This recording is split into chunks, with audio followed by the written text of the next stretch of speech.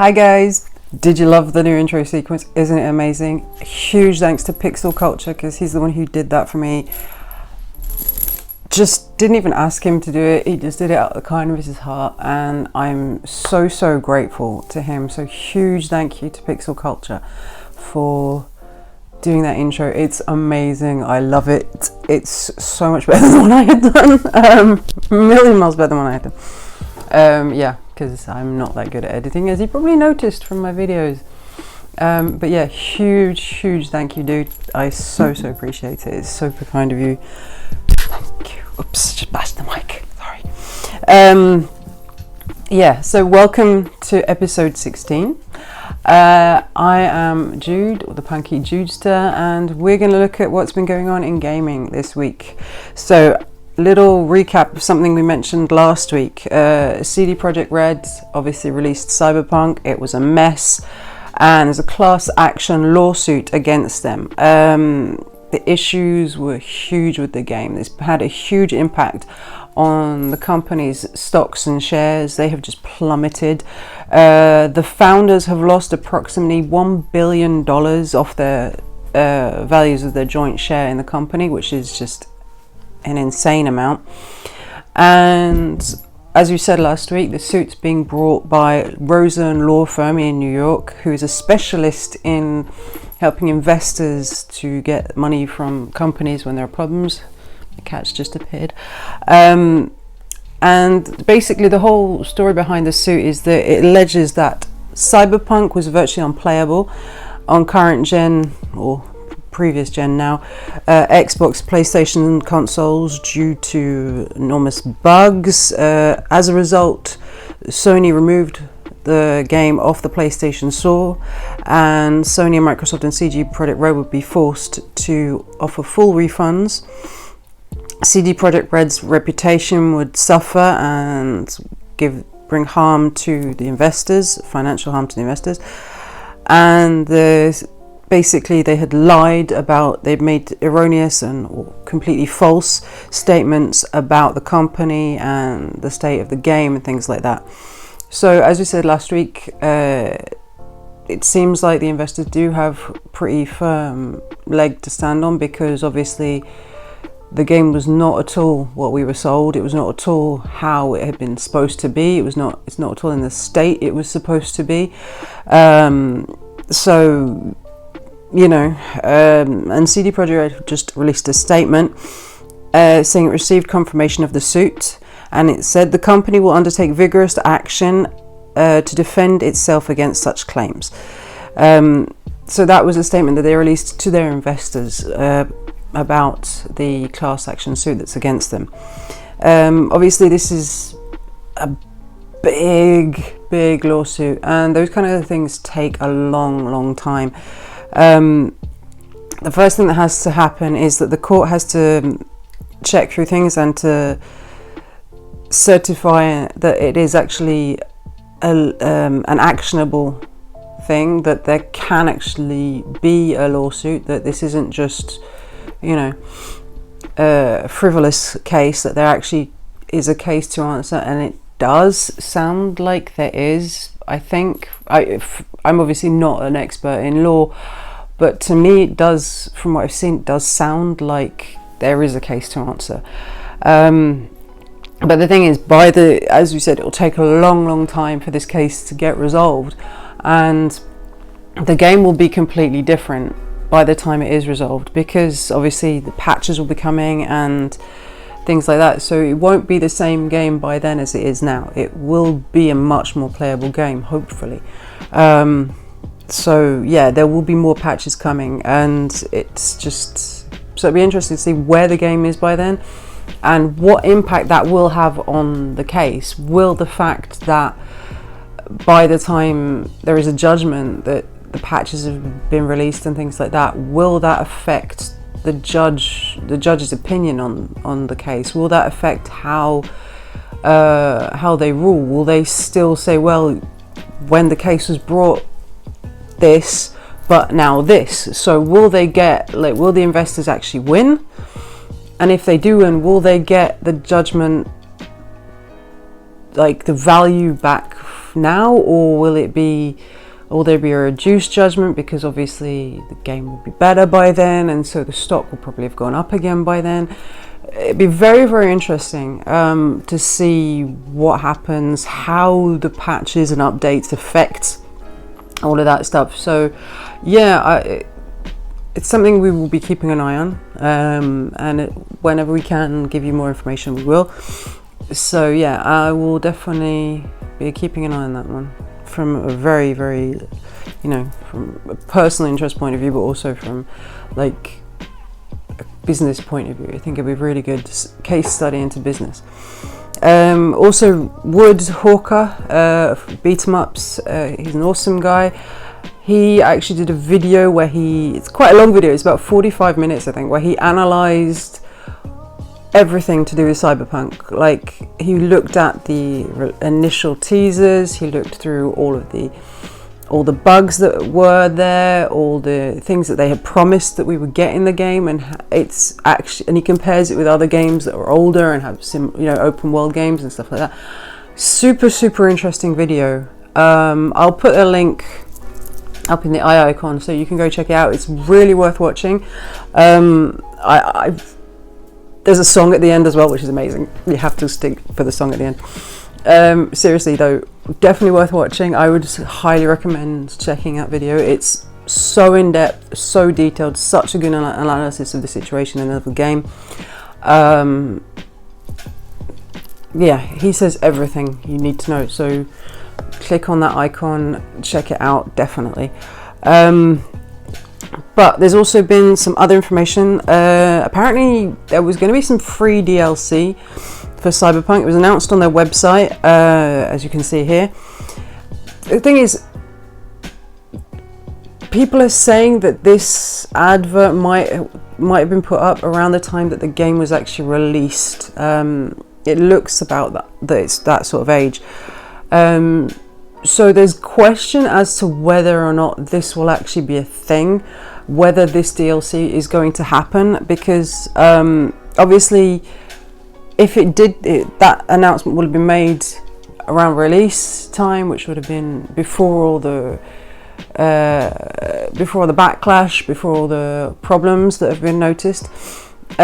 So like, if that is the case, that means that obviously CD Projekt Red are now really focused on the patches and the updates to get the game working. So if that's the case, then probably DLC will be really far on the back burner for them. There was talk about there being an online multiplayer this year, but it probably, from statements that have been seen from internal meetings and things like that, internal conversations, it looks like that won't be coming till at least next year. So yeah, that shows that CD Projekt Red's focus is completely different to what it was, which is good. It needs to be, because yeah. So I think any DLC will be definitely not coming. It was supposed to be early this year. No, I don't think so. We've got the updates that's supposed to be coming in this month and next month. So I don't think we'll be seeing any DLC till at least middle to late year. So yeah, I honestly can't see it happening. But I mean, we'll see. Like,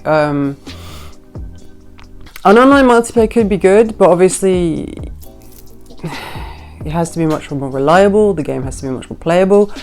The game has to be able to take it. Like, obviously, the kings of online multiplayer in open world, Rockstar. If you watch Wood's video, he compares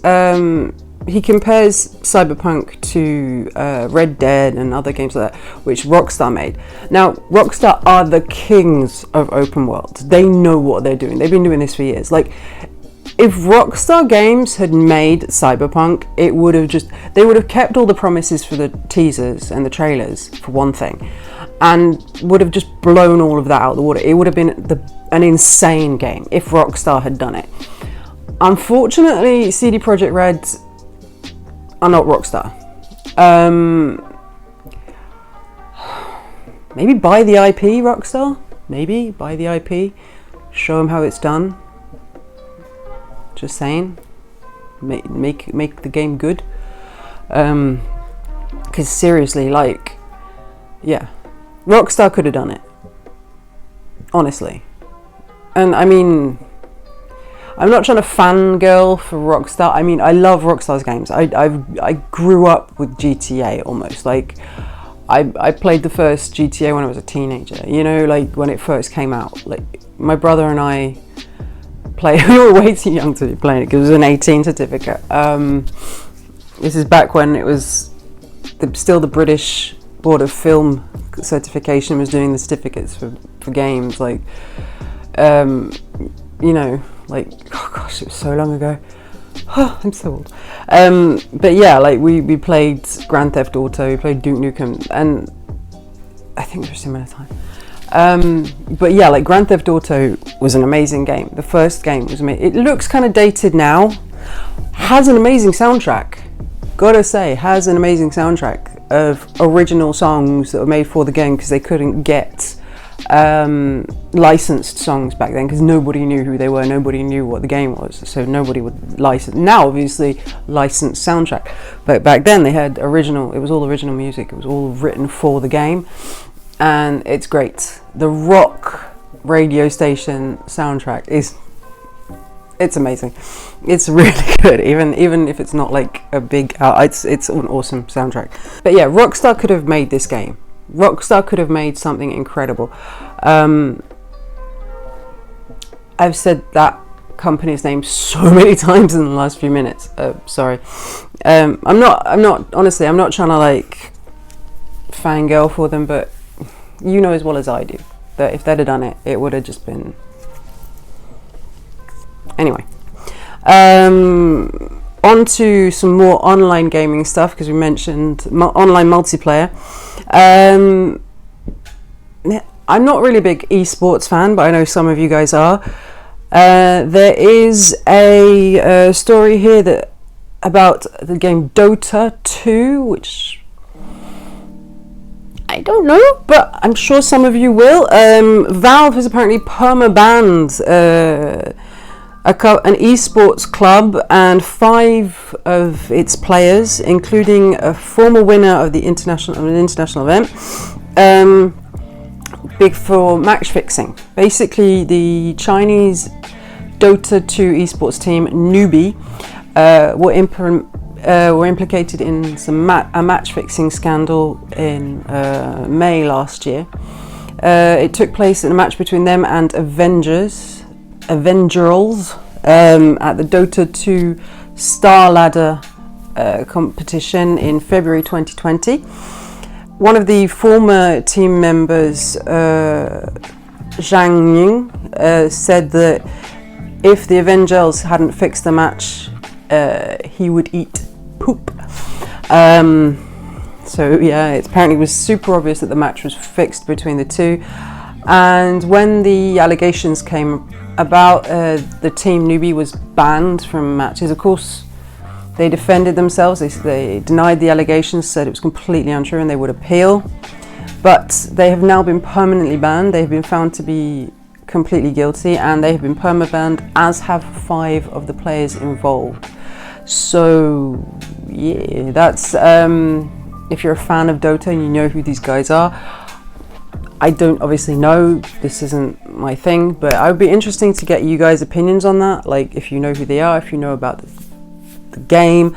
What do you think? Was it obvious? Were they obviously cheating? Sound off in the comments below, let me know what you guys think. Staying on the topic of esports, we all know the game Fortnite. Well, its owner company Epic has just announced that they will be moving their corporate headquarters. They've bought the Cary Town Centre, which is a sort of shopping mall in Cary in North Carolina, and they bought it for $95 million, which is just a huge amount. The reason for that is that basically they will be starting construction in the area this year, with aiming to be finished for 2024. And the site is actually 87 acres, which is probably why it was so expensive. The new offices will be about 980,000 square feet.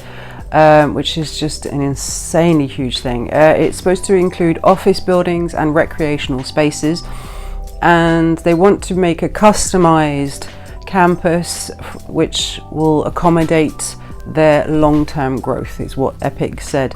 They're also working with the town of Cary to see how they can actually make this useful for residents. In a statement, they said Epic is grateful to the town and its leadership for how welcoming it has been to the company over the years, and this positive relationship played a significant role in Epic's decision to pursue a campus that secures its future in Cary for decades to come. And the mayor of Cary, Harold Weinbrecht, hope I said that correctly, gave a statement saying, "We're extremely proud that Epic has chosen to call Cary home for the new global headquarters, and we greatly appreciate the company's recognition of Cary's existing assets as well as its unlimited potential of the area for their growing business." Now, I think that's really cool that they have a good relationship with the town, and that they're trying to do something for the residents. As much as I'm not a huge fan of Epic, I say hats off to them for this, because it's important to recognize the sacrifices that the residents make when you're a big business in an area, because it's the residents that are ones who are making your lunch, who are pumping your gas, and doing all the things that you need to keep your company going, keep your employees going. So good on them for showing some love back to the people in the area. So fair play, Epic. Well done for that one.